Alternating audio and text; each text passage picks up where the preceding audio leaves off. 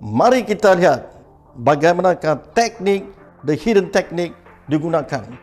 Hari ini, inilah donor area. Teknik ini ialah hidden teknik atau teknik yang tersembunyi. Zon pertama, zon kedua, zon ketiga. So, bila kita sikat, dia dapat menyembunyikan, maka inilah dipanggil teknik yang tersembunyi ataupun the hidden technique. Today at JasG, we have the patient came all the way from Japan to do a hair transplant. After surgery, they gave me a painkiller, and after 4 hours or something, the pain gone and totally fine. They treat me really kindly, and yeah, they were so nice to me. I'm satisfied. Thank you, JasG.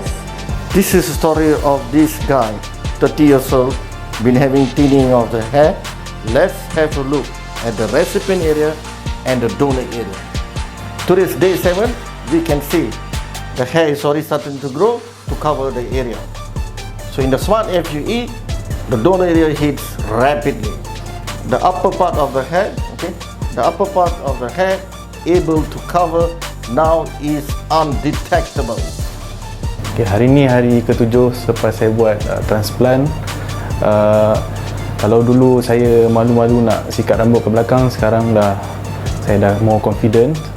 So prosedur pun memang very professional, dengan all the nurses memang membantu.